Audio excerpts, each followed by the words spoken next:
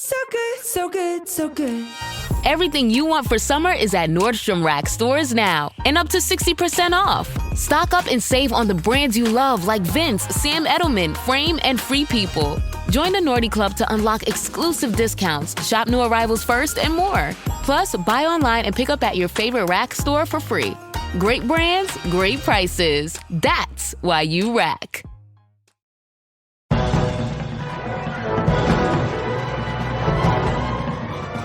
Hello and welcome, you lovely, lovely lot, to this week's episode of the Filmmakers Podcast. This is a podcast where we talk filmmaking, from indie film to studio films and everything in between. How to get them made, how to make them, and how to try not to F it up, in our very, very humble opinion. I'm Giles Alderson. I'm a writer, director and a producer, and I am currently in Bulgaria, the home of the Dare drink, my debut movie, where it all started for me in my career. I'm back here plotting and planning, teasing and trying to get stuff going over here. More on that very soon.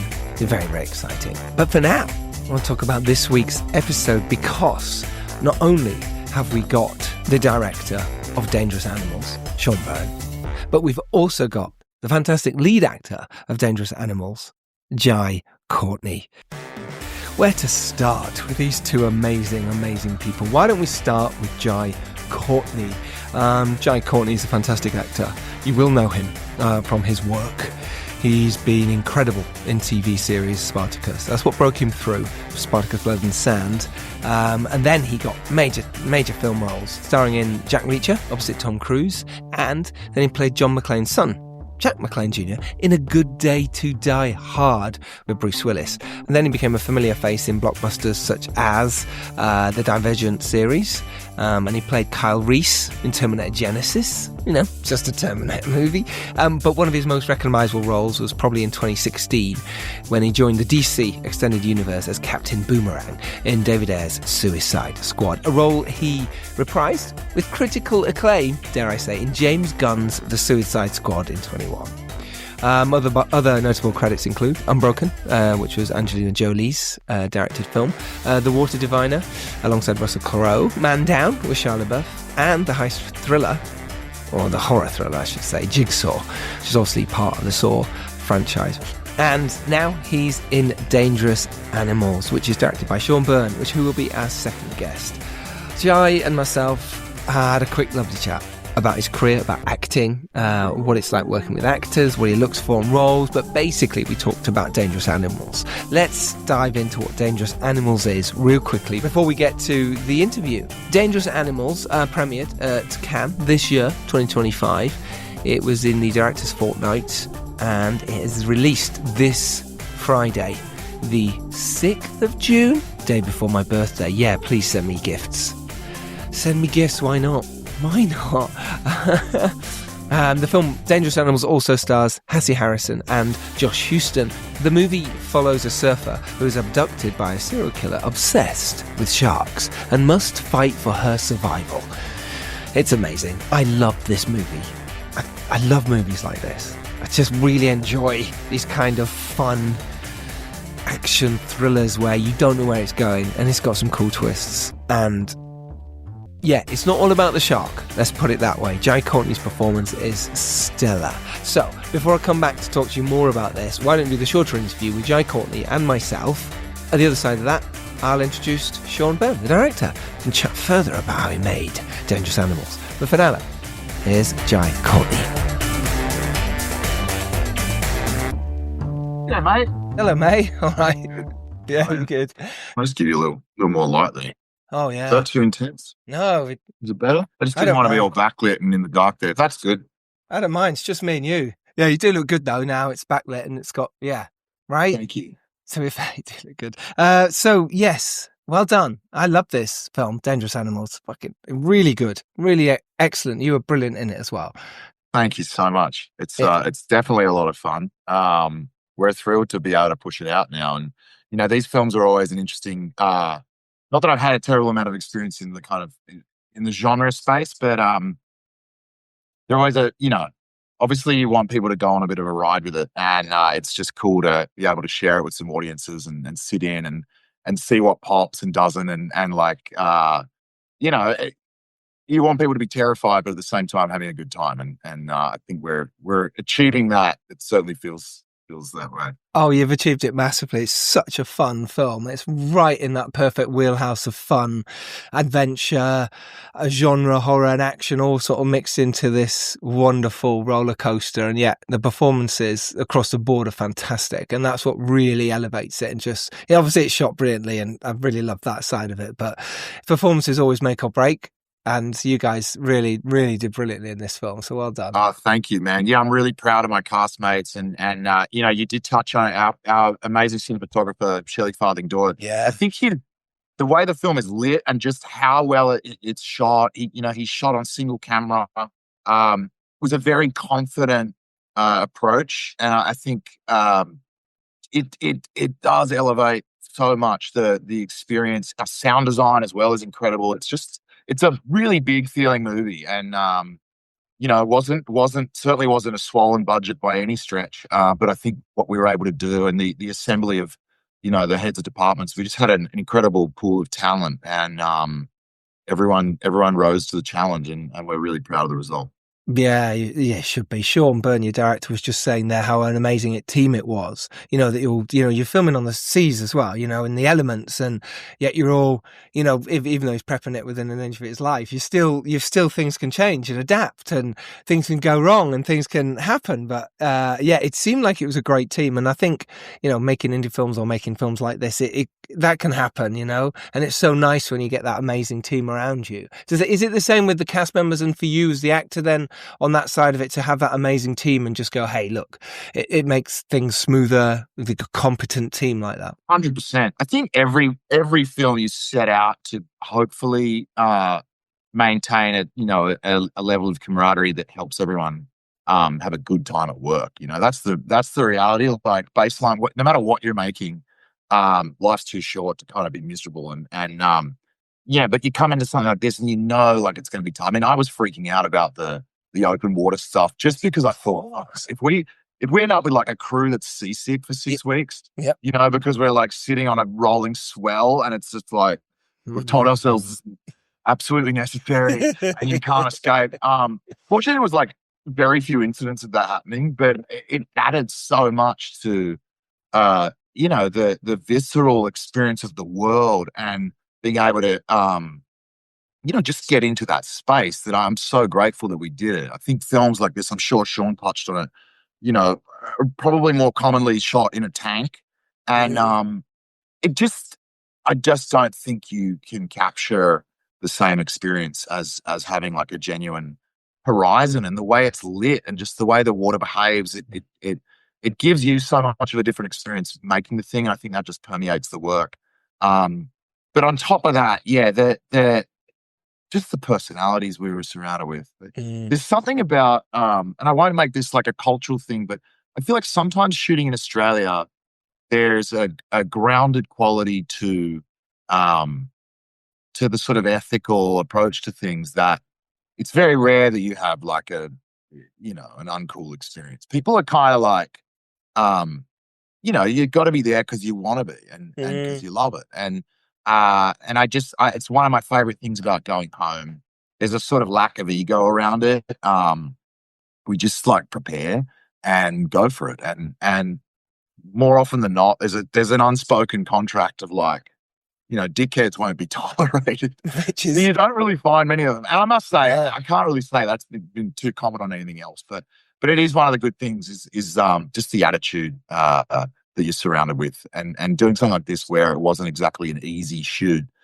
You're not dealing with easy material. I mean, bless Hassie, she really had to like go through it. Yeah. And I knew that reading the script, like just how long some of those days would be for the actor playing the role of Zephyr. And so you gotta have a good time. You gotta support each other and make sure, like, you can decompress easily at the end of the day like this. Yeah, so true. I went to Australia for the first time last year and had the best time. The people were amazing. So yes, I totally get that. And I want to film there one day because I just think, this will be good cruise. British cruise are great too. I love filming here, but... No doubt. Everyone's great. Right? We're not knocking anyone. Yeah, we're not knocking anyone here, but no, I know what you mean. The Canadians, though.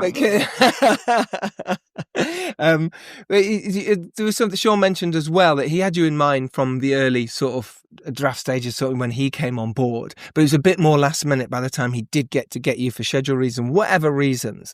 How was that jumping in to something like this, and what made you choose this film, but also films like this? Because I know you've made some great indie films. You worked with my mate Stuart Gatt on Catching Dust as well. Good friend of yours, is he? Man, I love Stuart. Gosh, it's a great film that as well. I think the indie space is a funny thing. Everything feels like you're taking a shot, right? Because usually these scripts are adventurous, and there's a certain amount of courage it's going to take to sort of take it on.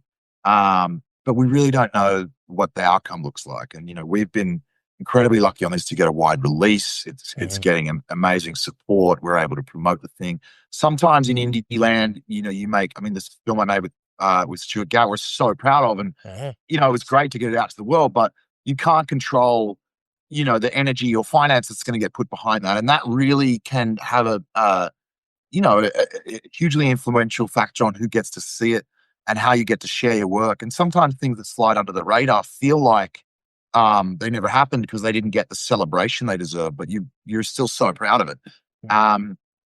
So it's always a little touch and go. I mean, this did come together really quickly.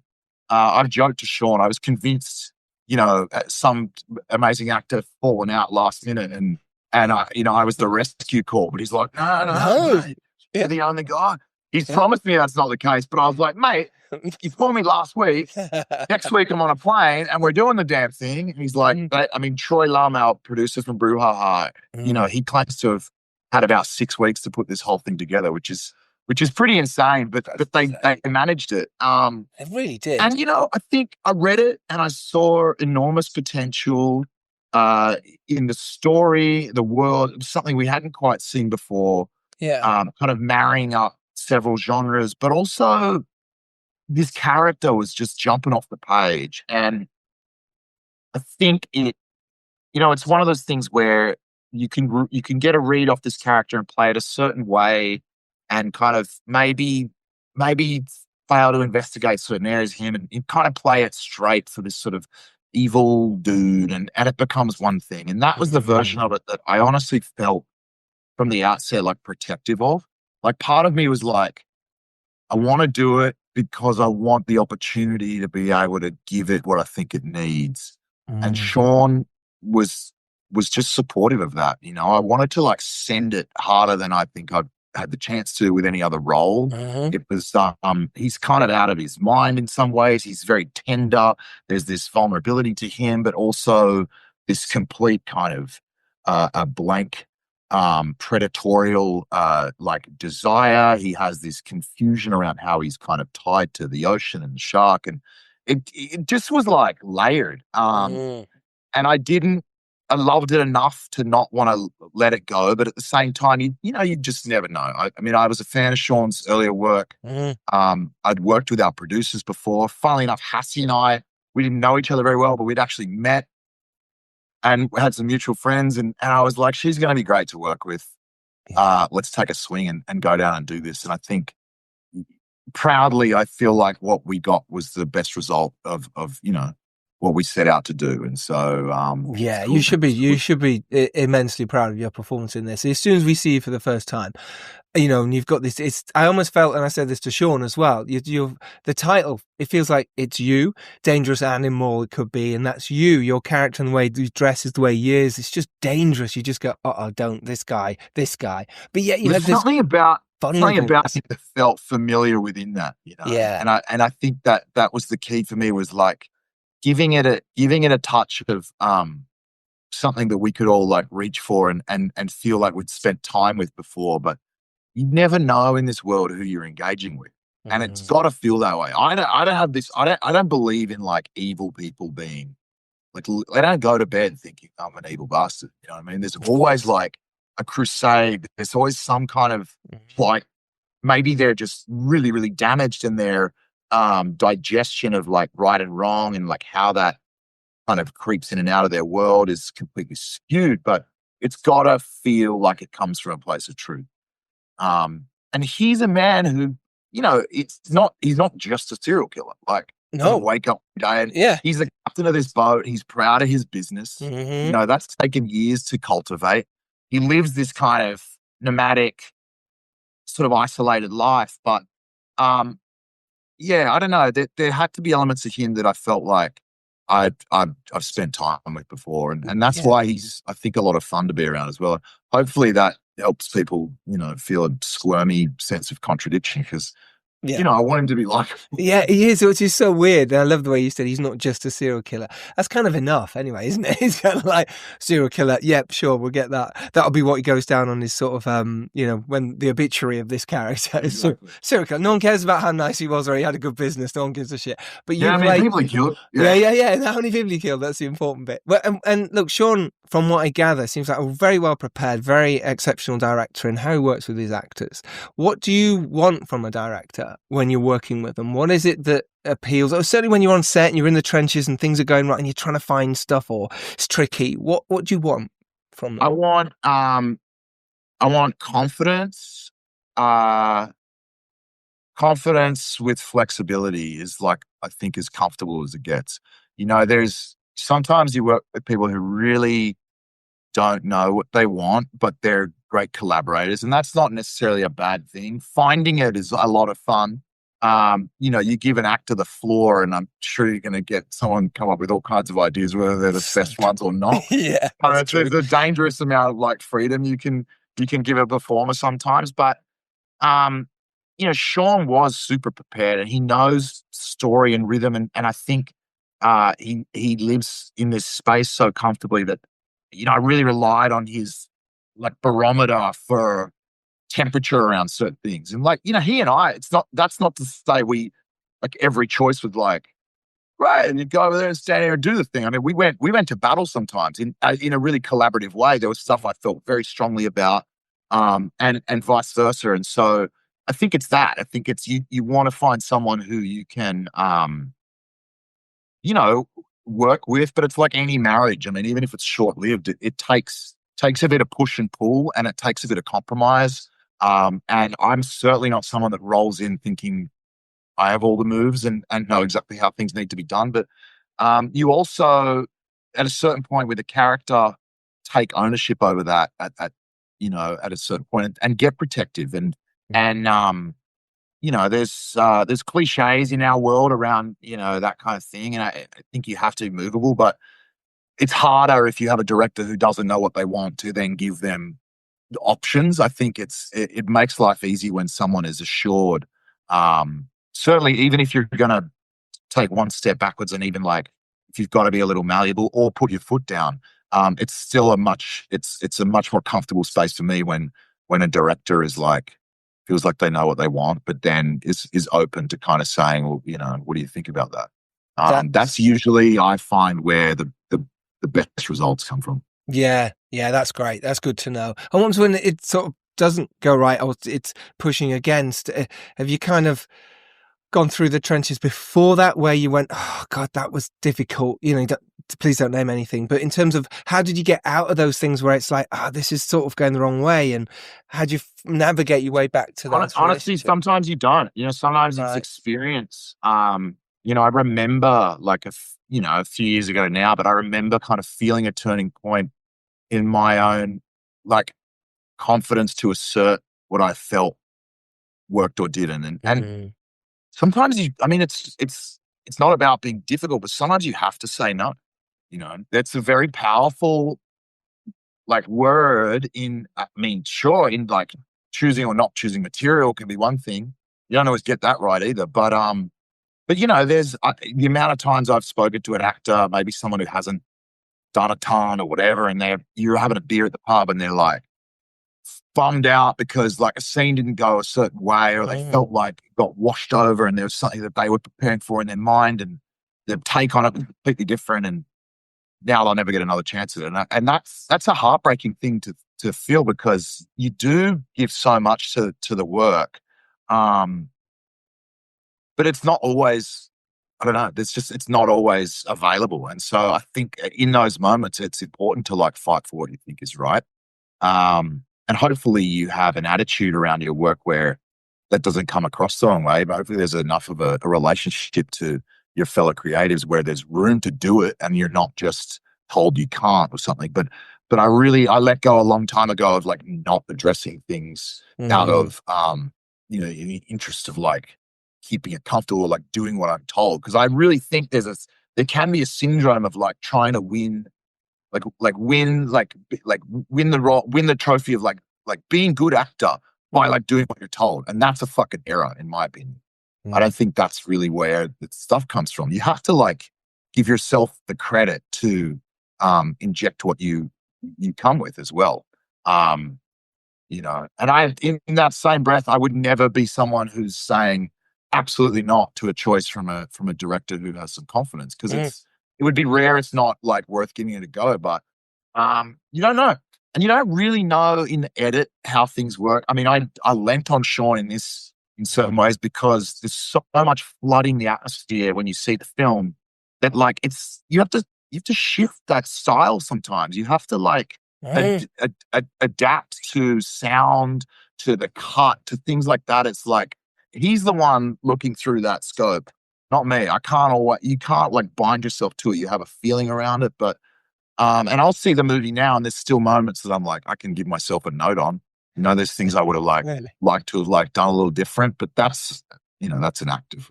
That's but I think it's the same all around. But listen, honestly, you're fantastic in this. You should be super proud of what you've done here. It's a wonderful performance, and the film's excellent. Dangerous Animals is so cool. So well done, and thank you for spending the time with us. Really appreciate it. Appreciate you, mate. Thanks a lot. Cheers, Jai. All the best, buddy. Cheers, buddy. Bye. Bye. Well, that was Jai Courtney. What a guy he is. Really pleasant, really nice. Lovely chat, right? So, how are you? I didn't ask you earlier. How are you? Are you all right? Things going well? If they are, great. If they're not, what can you do to further your career? What can you do to set yourselves apart? Can you come up with a concept like Dangerous Animals? Can you come up with a film that thinks outside the box? If you're struggling with the concept you have now, the film you've got now, if it's sitting on people's shelves and people aren't reading it or getting excited by it. I know for me, when I'm being asked to produce something or someone else's project, I get excited by it really quickly. If it appeals, you go, "Ooh, yeah, this could work." And if it doesn't, you might sit on the shelf with it for a little longer. So bear that in mind when you're sending something out. If people aren't jumping back straight away, then maybe this isn't a project. Even if you've been working on it for years, sometimes it's good to put that on the side burner for a little bit and go, okay, what can I make? What can I get going to help my career as a filmmaker?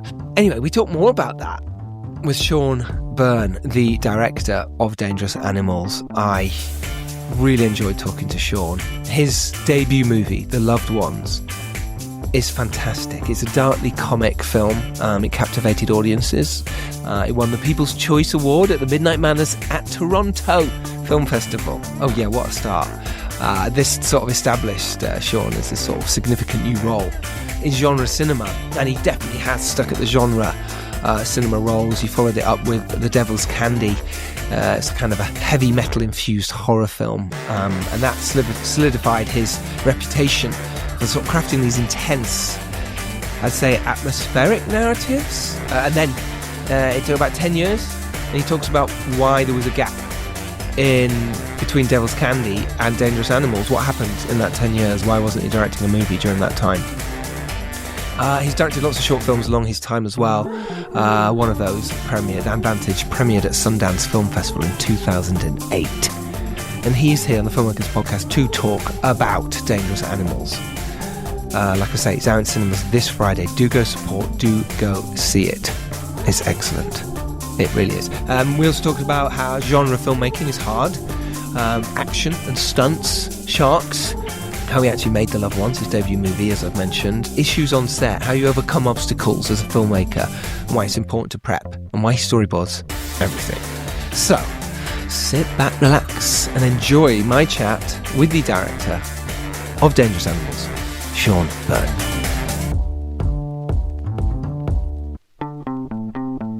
How are you, Sean? Thank you so much for joining the Filmmakers Podcast. I'm really good, thanks.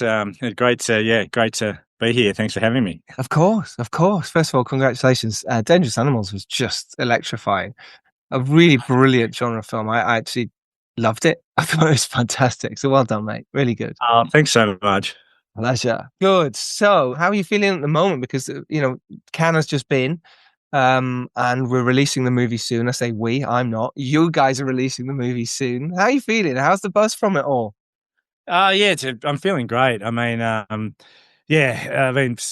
relieved at the same time because Cannes was the first time that an audience had seen the finished film. Obviously, we'd tested it, but only once, and it tested well, and we made some changes after that. So, it was, kind of heart in mouth kind of moments, and kind of quite surreal too, because it's like 29 hours to get there, and then doing a tech check at midnight, and then you're doing press all day, and suddenly you're in the screening, and it's like, oh, how's this going to go? But yeah, I mean, it's really a piece of kind of like pure unhinged escapism, and that's exactly how the audience took it. And so, I mean, the moment in the opening where it's sort of something takes them by surprise, and a scream rang out in the theater, and it was like, I've never been so relieved to hear somebody scream before. I was like, good, this is like, you know what I mean? They're on board. They're on board, and from that moment you can't help but just love it. And Jai Courtney is just fantastic in that role as well. He's just different and dangerous, and almost like the title is about him. And I thought that was really spectacular. I also thought your sharks were amazing, but let's come back to that. I thought they were just fabulous. And your cast as well. Wow, really impressive. Let's just dive back in terms of, because obviously you've made feature films before, some very successful with The Loved Ones as well, and your shorts before that. And it'd be really interesting to know, was it always for you with Dangerous Animals that you wanted to do genre again? Did you want to go down the same route? Did you want to keep, making films like that? Was there a point where you go, actually, I wanted to do historical action, or I wanted to... It's quite interesting where we can get pigeonholed as filmmakers. And I'm fascinated by that whole theory, and whether it means anything and whether it mattered to you. Yeah, I mean, I love horror as a genre, but interestingly, I never set out to just be a horror filmmaker. I just, my father was a publican, but he was also a film critic and had his own radio show, and he wrote for the local paper. So I just got to, never any censorship. I just got to go see films at the theatre week after week, and it'd be Kramer versus Kramer one week, then Risky Business, then Nightmare on Elm Street. So I kind of try and think of everything just as drama. But what I do love about horror is that it exists between life and death, which is, that's the most dramatic moment, I presume, of kind of anyone's life. And then it's more about, well, if they're also kind of character rich, then, then theoretically drama can't get any more extreme than just when you say you got a gun to your head or a knife to your throat. So I think it's, it's a great opportunity in that respect, because the drama is so kind of searing. But, I'm also a huge fan of just cinema in general, and like 80s, 90s action cinema. And so, even though, I guess Dangerous Animals is labeled a horror film, I mean, it's just as influenced by kind of contained action like Die Hard or even Speed. Like yes. I think I'm quite as far as horror filmmakers go, I'm quite an attacking one. Like, I kind of like quite a lot of kinetic energy, which is kind of closer to action. It's kind of more closer to the action movie model than it is horror in some ways. Yeah, I agree with you here. As much as this probably will be labeled as horror, thriller, etc., I do think there's a lot of brilliant action in this film. And I think it's similar to sort of Cape Fear in that sense, where what you sort of go and getting in, and you think it's going to be a certain type of movie, and it sort of pulls the rug a little bit, and it becomes a character study and an emotional beat as well, in all that wonderfulness that goes on within you also want to be entertained, at the end of the day, and you want to be entertained. I mean, you didn't write this one, which was quite interesting, in terms of, I'm sure you put your director's hands all over it, but because you've written the stuff in the past that you've made, was this the first time that something came to you or came into your lap? No, I mean, I sort of get sent scripts a lot, and there's been a couple of other scripts that I had that, that had other writers that, one that was only like, it was like 8 weeks away from shooting and then kind of fell over. So I've always got, keeping an eye out, but I do write my own material as well and have, like there's a lot of other projects in the pipeline that I want to do. But, I mean, my agent sent me this script and I think he had a sense that it would really appeal to me.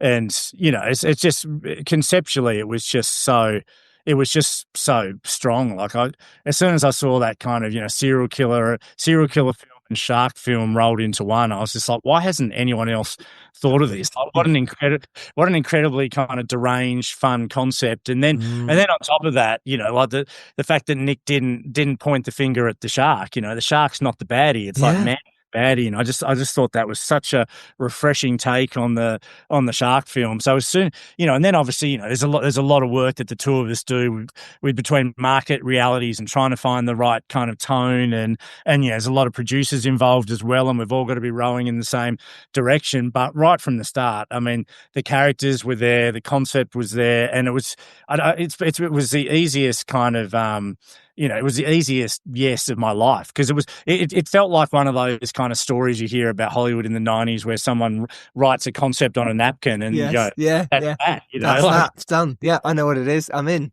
Yeah. Which must be such a nice feeling when, it does happen. Okay, you get the scripts in and you sort of just go, yeah, this is really great. It's already doesn't need that much work to it. Was anyone else attached at the time? Were the producers fully on board? Was it a case of this is all, did you move things forward? We've got Brian Kavanagh Jones in there as well. Yeah. Like I wanted to do something with Brian for years, and so so he sent the script to my agent, and he'd received the script from Chris Ferguson, who is a friend of Nick Leppard's, and they'd kind of like developed it over the years. And then I read it and I thought, this is great, but we didn't have the financing, and so Brian sent it to LD Entertainment and Pete Chalaman and Mickey Liddell, and Pete's Pete, who's president of the film over there. He he's a surfer himself, and he's just a shark lover. And so as soon as he read it, and the fact that it didn't demonize the sharks, it was like, wow, this is kind of the film this is a genre film that we've been waiting to make. So it was a real pleasure in that respect that everyone was on board for the right reason. No one was trying to turn it into something that it wasn't. And then there are certain decisions that get made about what makes this kind of as commercially kind of viable as possible. And so there was different versions of the script, but ultimately, that concept, the high concept is so strong that that became kind of like, that became like the skeleton that everything kind of, sort of the meat on the bones kind of just grew around that. Yeah, and it does. It really does. It's literally like that. And you could have cast this with no names and it's still been as brilliant. Was there a pull from distributor sales and also your producers to sort of go, hey, look, we do need a bit of a name in this? I'm always fascinated by that. And I think a lot of our indie filmmakers out there are going, well, look, I've got this great high concept. We could go make it for under $1 million, but if we get a name in it, it elevates it. Was that something that was always on your mind or in the producer's mind, and that you had to sort of go, okay, how do we navigate these choppy waters as well? I mean, so it's always a reality now that, you're looking for names that move the needle in a marketing sense, and with help with selling to other territories and all of that stuff. But the difficult thing about Dangerous Animals is like, it felt like I was shot out of a cannon because it was greenlit so suddenly because the producers wanted it to release in summer because it's such a summer horror film. Yeah. So we had to cast it incredibly quickly. And Nikki Barrett, who's like just an Australian sort of casting legend, she was like, normally it takes 6 months. And so, we didn't have Jai in place or Hassie until the last week of pre-production. It was, wow.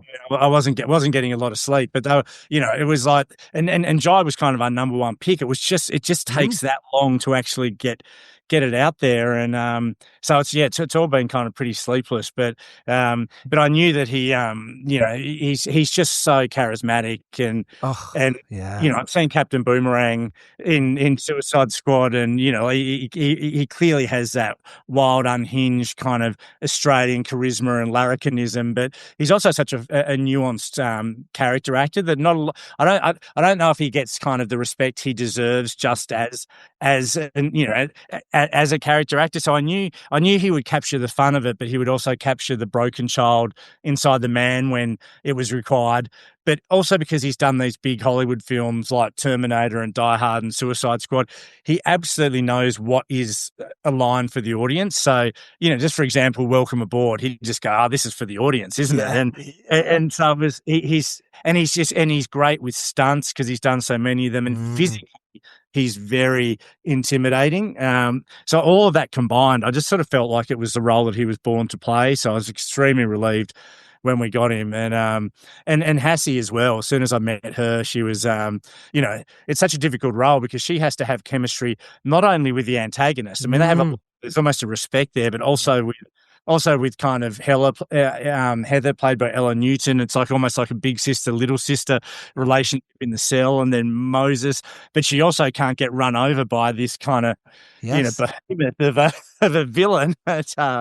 And so in a way, the antagonist can almost be the protagonist can almost be a thankless role when you have a villain that is this kind of big, but she absolutely goes toe to toe. She's naturally likable, which is important for a character that at times keeps the audience at arm's length, and even her love interest at arm's length, but you've still got to like her.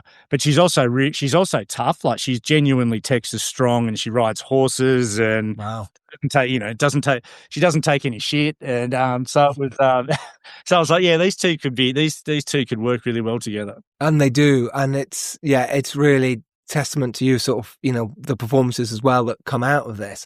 It's really nice, especially, with Moses as well, Josh Houston. Really, really strong. What about the challenges? Because obviously, you're making a film like this, you are filming on water. I don't know how much you filmed on water, but it looked like it was quite a lot. I love the camera in the back of the truck. I just thought that was epic. I don't know why. There was something about that camera in the back of the truck before they got onto the thing. I loved it. Every time you went there, I went, I know where he's going. It was just perfect. It was really nicely done. But in terms of on the water, perhaps, what was the challenges? What were the difficulties of trying to, do something that you would do on land, and you can go, okay, we'll take our time and move around here and here. Here you're kind of coming up against the elements, and it becomes tricky, right? Yeah, it was really tricky. I mean, it's like every time you see the boat on water is actually out on water, and it was sort of two phases. One was where the boat is connected to a marina, which we use for all the, there's the crane footage where the actors are really on the crane, and they're being, we had an incredible stunt team, but they're really being dipped in the water, and they're in a marine life barrier to keep them safe from any, potential sharks. And then we had 2 weeks actually out in the 2 weeks of night shoots actually out in Jumping Pin on the Gold Coast, which is like, you're just out in the middle of the ocean, and the boat's kind of the boat's kind of balanced by pontoons, so it's hooked up, and then so there was a lot of seasickness from the crew, and when you get back on land, when you're on water through the night, for 12 hours kind of at a time, and then you get back on land, you can't stand up straight. So people would be in the shower, and you're sort of sucking. That sounds like my worst nightmare. Oh my gosh. Yeah. So it was quite full on in that respect. But I think it adds a level of kind of danger. And like you say, the elements are so hard to replicate. So, when Jai's in the dinghy and the wind's whipping through his hair, and salt's kind of hitting him in the face, that's all real. He's out there, and he's kind of, he's driving the dinghy for real. Whereas, we did look at the possibility of shooting it in a tank to begin with, but did. Okay. a boat that size, it's like it's a massive tugboat, and to get a tank that fits it, it's like $80,000 a day.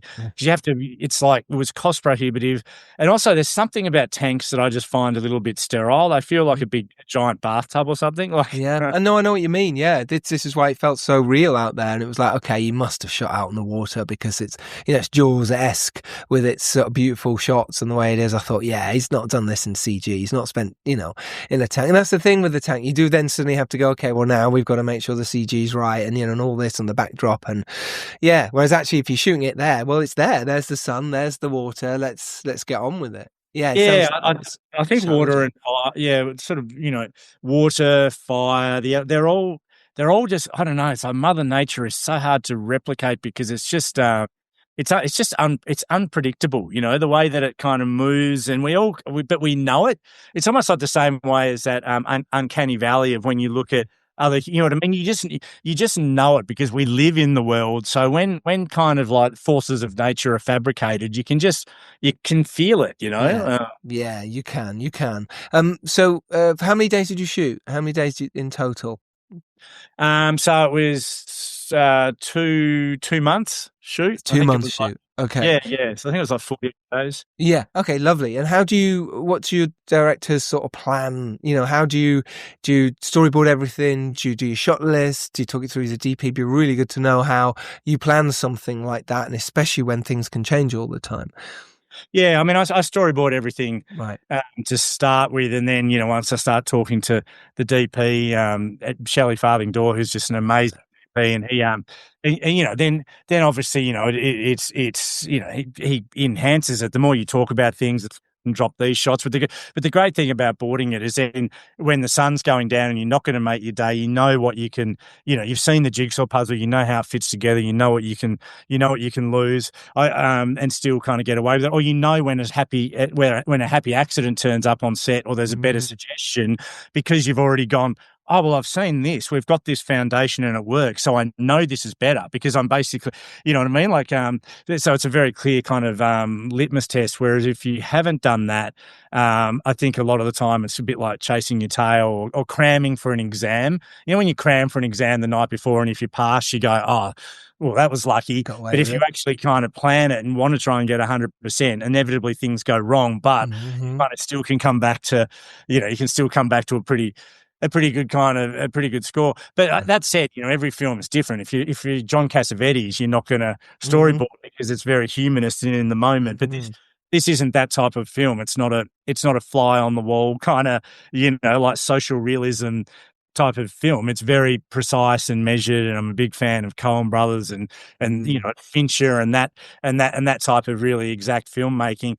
So I do that across the board. I do that for all the heads of department and the cast. I do what I call a Bible, where I break down, I break down the characters into kind of backstory and film references and photos and fashion, and I do that for every head of department, and it never just stays the same. It always, it always gets elevated by the team. But the good thing about it is, at the start of pre-production, I'm able to hand out this Bible and go, this is the world that we're in now. What's the best version of it? Rather than using that precious pre-production time with a million meetings, going, well, what are we making here? And you know what I mean? It just saves time, because it's amazing how pre-production can get chewed up. We're just still trying to find locations. Yes. And where people are staying and all that kind of stuff. You're like, well, it's irrelevant to me. Yeah, exactly. How are we making this? Yeah, exactly. Yeah, I'm a big fan of as much prep as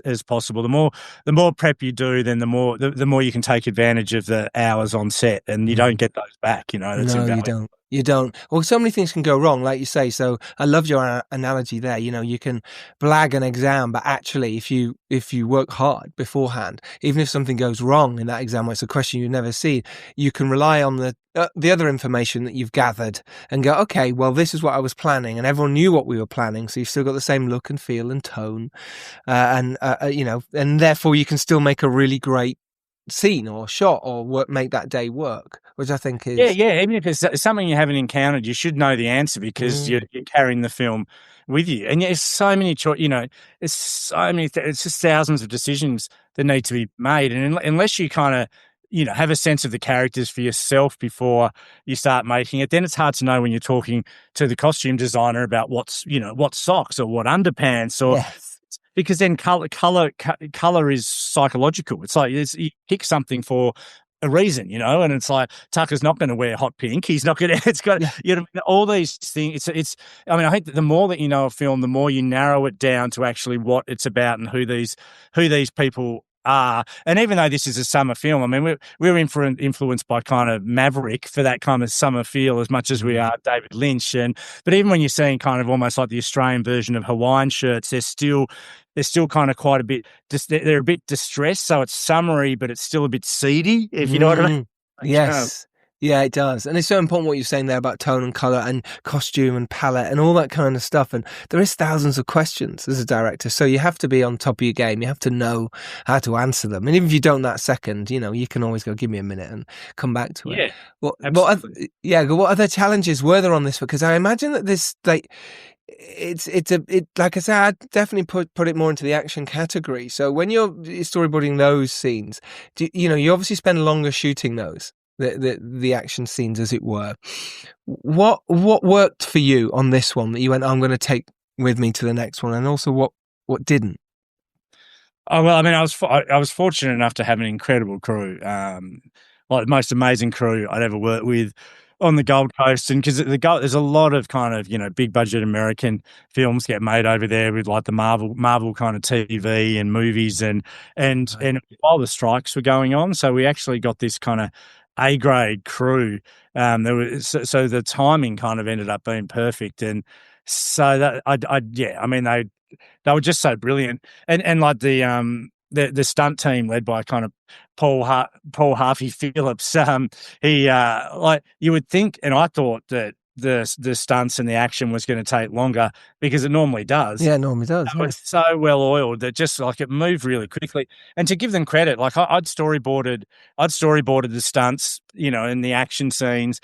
But then, of course, once you get in the space, a great stunt team is like actors. They'll go, well, give us a chance. I know what you're trying to do here, but I think there's elements that we can add, and like give us a chance to have a think about it. We see what you've planned. Now let us pre-visualize it, working off that, because we think we can add elements. And also you get Jai and Hassie in there, and the actors are like, well, that feels a bit weird if I do that, but what if I did? And suddenly this thing, it's like, it's just like a foundation, and it kind of grows. So I mean, I think that's why. I mean, stunt teams just don't get the respect they deserve, because they're not only do they do, not only do things that are incredibly difficult and they make them safe, but they're also really great action storytellers in their own regard. I mean, that's how you end up with like your John Wicks of the world. It's like, it's like stunties are storytellers. So true. Yeah, stunties are great. I love working with stunt people. They're only enhancing what you had in mind. They can only make it better. And I love that. I love that you go, well, I was hoping this. And they go, yeah, but what about this? And you go, yeah, even better. Make me look like I know what I'm doing, and that's so nice, isn't it? And that's what's great about having a great team as well. And it's so lovely you said that, because having the great team makes everything work smoother and better and faster. Absolutely. And it is really hard. I mean, like I said, we were shooting on water, but then when we did, there's a couple of sets in there with like the main cabin and the galley, and then you think, oh, we've got off water, we're back in, we're in the studio, we're on Easy Street, and then COVID hit while we were in there, and then through the ventilation system, people started going down like flies, and everyone's tired by that point, and you're in a studio with lights and it's hot, and even Hassie kind of fainted I don't want to spoil anything, but it's a part of how how she kind of has survival instincts and how she kind of tries to escape. There's right. If you've got an issue with kind of digits. Yes, I like that bit. And so much. So I mean, I think that's with genre filmmaking is hard, and it tests everyone. But if everyone's in it, then but that's the exciting thing about it. You kind of push the boulder up the hill together. That's the great thing about it. But it is difficult. But that's what film is. That's what second takes are for, and third takes. Yeah. You just Absolutely right. But it is difficult. And I think a lot of the time people get tripped up on is the blood, because you sort of go, oh, well, at this point someone's going to get stabbed and then the blood, and you go, oh, cool. But if we're doing a second take of that, right, we need a whole new costume, we need to do the blood again, need to do the gag again, we need to do... Suddenly you've got... That's, I always found, takes a long time, is something where someone's covered in blood or they've been stabbed or this, that and the other, because the continuity of it, you go, how are we going to make this work? It's tricky. Yeah. It's tricky. You got to plan it. And I always find sometimes the things that you think are going to be the hardest, you actually get them quickly, and then there's stuff that you think that's not going to be an issue, and it becomes a complete nightmare. Yeah, we had other kind of, so Justin Dix and Wizard of Oz did the prosthetics, and some amazing. But we had other prosthetic moments that aren't in the film that relied on kind of like a torso popping up from underwater at a certain moment, and ended up not using, because not that the prosthetic looked great. It just ended up overcomplicating the storytelling. But certain things that you go, oh, we've got the hard stuff out of the way, and now we just need this to pop up, but then it won't pop up in frame. It's like, it's all very, very, very, very tricky. It is tricky, and then it becomes technical. What obviously going back to your first film, The Loved Ones, your first feature film as a director, and the splash that made, talking of water, and the splash it made for you as a director, but also it'd be so interesting for our listeners to know how you got that made, how you went from your shorts, which are all fantastic. You've got a bit of reputation, and maybe that's what you're going to say. But I know so many short filmmakers who've made brilliant shorts that has struggled to make their features. How was it for you getting that made, Loved Ones? It was really hard to get to that point. I mean, I went to law school, and then I sort of decided, I don't really want to do this in my life. But I finished my degree in law. Great. Yeah. Yeah. And then so I sort of started quite late, and then I managed to get a show reel together, just going to the one place in Tasmania that had a media production course and offered, like I could get a super VHS camera, and they had a linear editing suite. And then I put together some short films with friends and family that kind of traded on shock value to try and stand out. And that got me into the Australian Film, Television and Radio School. But probably like most film school students, and I wrote some scripts that were a bit kind of, I don't know, wannabe Lynchian, or how you just kind of, to begin with, it's like I kept writing these things that were for me and what I kind of loved about kind of, like weird expressionistic cinema. But then just I thought, this is just never going to happen for me. I thought I've just got to think in terms of market realities. And there's so many filmmakers that I love, whether it's Peter Jackson or Sam Raimi or Spielberg or Coppola, that all started in horror. And it's like, well, horror, you don't need names. Kind of blood is a star in a way, as long as I can think of something that is really contained. And I was going to try and do it as a credit card film, just run up some debt and go. Yep. So that's why I thought, well, what if I took kind of Carrie and took the kind of the framework of the Prom and made that as the structure of the horror within this cabin in the woods, a bit like Evil Dead. So it was kind of like, what if I fused Carrie and Evil Dead, and then weirdly, I thought I could probably make that for $200,000, and I'd written the script, and then obviously Wolf Creek had taken off, and producers were looking for what's next in horror. So Mark Lazarus sort of read the script, got it off my agent, and then he was like, "I love it, but you need to make it bigger. We can't get the money for $200,000. You need to make it like you." Well, they always say that. Like, sure, but yeah. So then like Brent's home life came into it more, and the rock climbing, and I kind of expanded out. But to begin with, that nutshell, it was pretty much all within, Daddy and Princess's house. So I think you've really just got to think about it practically. And I mean, there's no great surprise about it, because Blumhouse has made an entire brand basically based on contained horror. And that's what you got to do. That's what you got to do. I mean, they've got kind of names in there, and also the brand is so big now.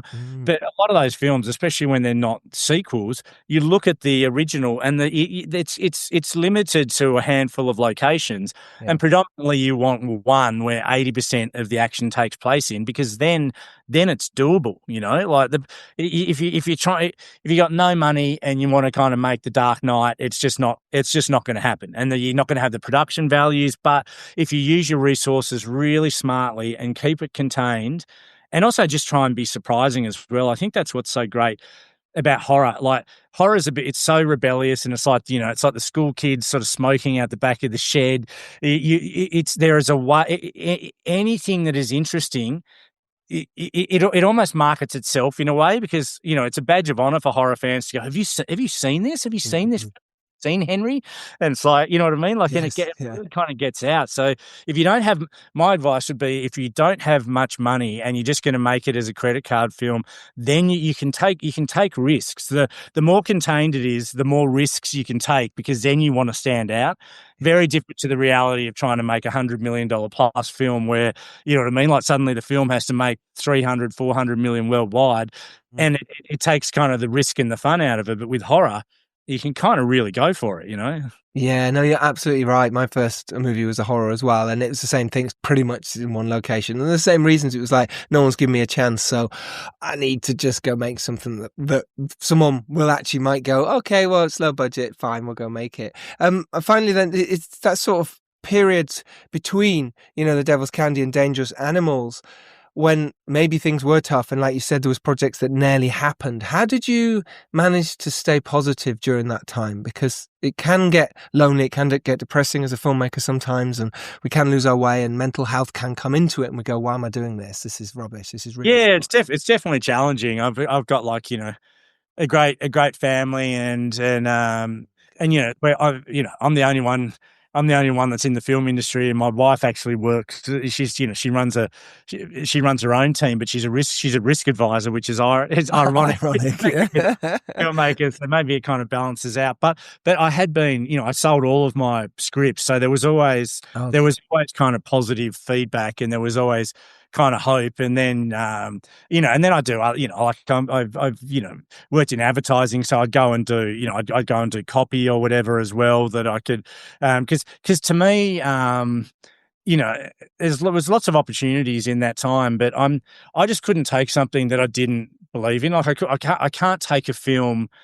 You know, that's why I say I go back to advertising, because I can't take a film just as a job, because unless you're really passionate about it, they take so much effort, and that passion is the flame that you've got to hold up that keeps, you know, the cast and crew kind of follow that. So if you don't 100% believe in it, it's just I just couldn't get to the finishing line. You know, it has to be driven by passion. So as difficult as it is, where it's like, oh, I really need to make another film. But it's like, if I know what's being offered to me is predictable, and I can't change it in interesting ways because it's locked in because of whatever algorithm, it's like I just can't do it, because I actually couldn't do something that I didn't believe in. Like, I just don't know how do you do that? How do you walk it? It's like knowingly walking into a firing squad or something, going, I know that's great, but I'm like, I need a job, but you know, it's just I just couldn't do that, because and also I love it. You just want to be.